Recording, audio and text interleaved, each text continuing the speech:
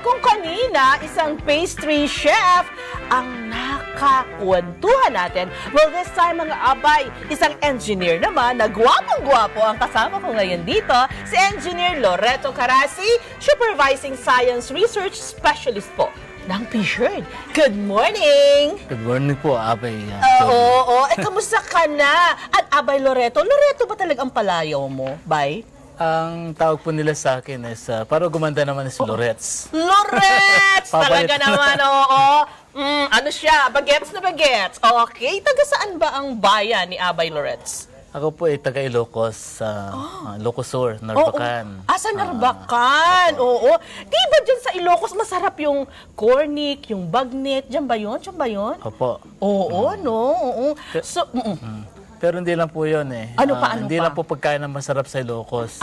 Maraming pong magagandang tanawin. Tsaka, ay, totoo yung sinabi nyo. Maraming mga gwapo tsaka magaganda. Oo. At ito na nga. Sabay ganun eh, no?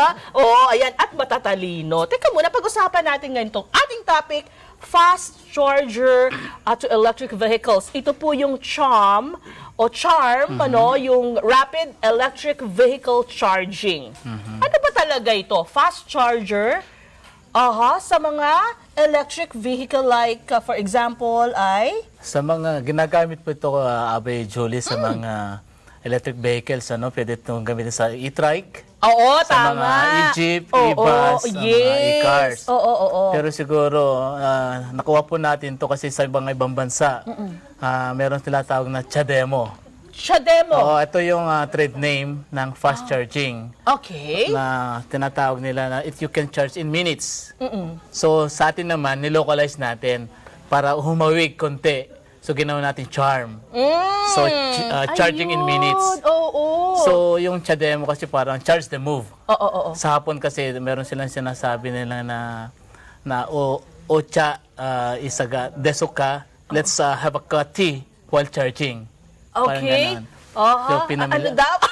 Parang ganun kasi naman nagjapan-japan na siya, nagnihon-nihongo na. So, para magkaroon naman ng local brand sa atin, so ginawa natin CHARM. Pero, kayo ba ay nagpunta rin sa Japan para lang malaman nyo yung gantong klase ng Hindi po ako galing ng Japan, pero previously before joining sa DOST, nagtrabaho po ako sa isang automotive industry. Ay, kaya!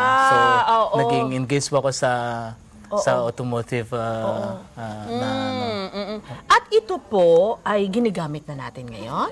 Sa kasalukuyan po ito ay itinatayo sa Mandaluyong City. Ito po is in support sa mga e-trike program sana natin na ongoing na kung saan masubukan. Kasi galing po sa bansa yung technology, so we want to localize it to bring down the cost of the technology. Tama. Para mas mura nga naman, mga abay. Pero ang tanong ko, ito ba'y gaano na ba karami ang nakakaalam nito?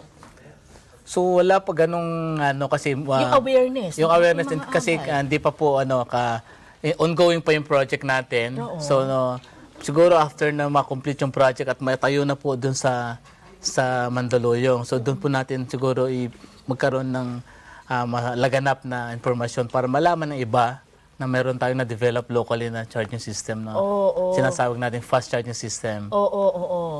So, kumbaga, ano naman ang tulong sa atin ng gobyerno sa P-Shirt, for example, dito sa CHARM na ito? Yung P-Shirt po yung ahensya po namin na DOST po. Kami po yung nagbigay ng pundo para mag-develop ng ganitong teknolohiya.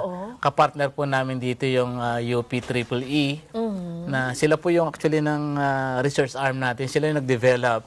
And ang ginagawa po na ahensya namin, we give them the appropriate funds and we monitor them na para makita natin na talagang yung pinangako natin na makagawa ng ganyan technologies matupad. Kayang-kaya naman. Oo, kayang-kaya. At natupad nga. At natupad nga, oo. So, ang kailangan na lang natin dito sa CHARM ay, ano pang kailangan nating gawin para ito po ay lalong maging tanggap sa publiko? Ito po i-demonstrate natin ngayon sa City of Mandaluyong para sa ganon makita ng ating mga kababayan na meron na po tayong nagawa at makita kung paano yung kahalagaan sa kanila, no? Kasi po mahal po yung teknolohiya na to. So we want to bring in this localized technology. Oo. Tapos pati sa ibang lugar ng mga LGU na Oo. kung saan ay tumatangkilik din ng mga electric vehicle. And so far, hindi lang sa Mandaluyong. Oh, sa iba't Oo. ibang lugar pa po na ano. Oo. So ang charm na to is in support sa e-trike program kasi gusto po natin ang programa ng gobyerno ay gusto natin say bawasan yung mga tumatakbong Sasakyan. gasoline fed na tricycle o sasakyan sa lansangan natin Oo. na alam po natin ay nagdudulot ng polusyon. Yes. Ingay, Oo, mga ganon. oo. So ito po is maganda rin po kasi pag natuloy po itong ganitong programa, hindi lang po sa environment ang benefits nito, kundi po magkakaroon po ng generation of jobs. Yes. Because you'll be putting up new industries in Correct. the Philippines. Parang ganun po yung ano natin. Tingnan niyo mga abay, ang sinasabi nga po dito, biruin niyo, hindi na ganong magiging problema yung pong gasolina. Hindi na tayo mag-iisa, ay, tumaas na naman ang presyo ng Yes. gasolina. Dahil ito, may charm na, Opo. Pero teka muna, kamusta naman ang pagtanggap ng mga LGU dyan?